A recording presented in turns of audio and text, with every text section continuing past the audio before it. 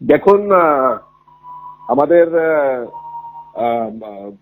পার্লামেন্টে শীতকালীন অধিবেশনে আমাদের কাছে এই যে সংবিধানের 75 বছর পূর্তি উপলক্ষে যে সংসদে এই সংবিধান নিয়ে আলোচনার সেটা অনুষ্ঠিত হয় এবং পার্লামেন্টে এবং রাজ্যসভায় এবং সেখানে আলোচনা করা হয়। সেখানে আমাদের যিনি গৃহমন্ত্রী অমিত ভাই শাহজি পূর্ণ বিস্তারিত সেখানে তুলে ধরেন এবং আমাদের দেশের প্রধানমন্ত্রী নরেন্দ্র মোদীজিও সে ব্যাপারে বিশদভাবে তুলে ধরেন।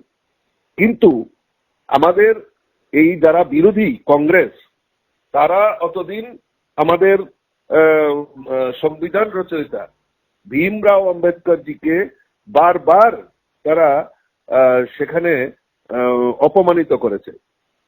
তার বিরুদ্ধে সোচ্চার হওয়ার জন্য আজকে সকালবেলা থেকেই আমরা সমস্ত সাংসদরা, যারা এনডিএ সাংসদরা রয়েছেন, সেখানে যে পার্লামেন্টের প্রবেশদ্বার রয়েছে মকরদুয়ার, সেখানে শান্তিপূর্ণভাবে সেখানে আমরা সেখানে এজিটেশন করা হচ্ছিল।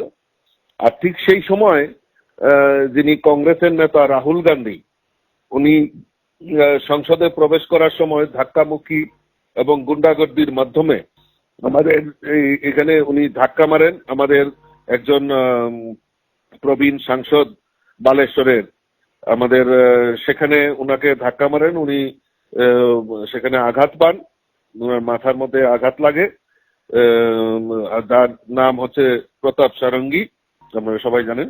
এবং সবচেয়ে অবাক করার বিষয় হলো যে তারা মহিলাদের পর্যন্ত সম্মান করতে জানে না।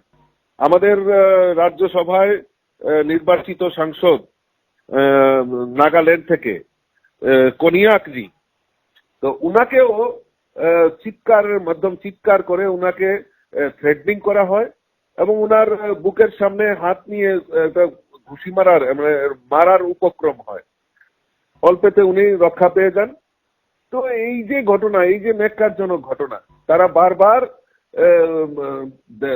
দেশ বিরোধী এবং ন্যাক্কারজনক এই সমস্ত ঘটনা করে এই ভারতবর্ষের সংসদীয় গণতন্ত্রকে বারবার আক্রান্ত করছেন।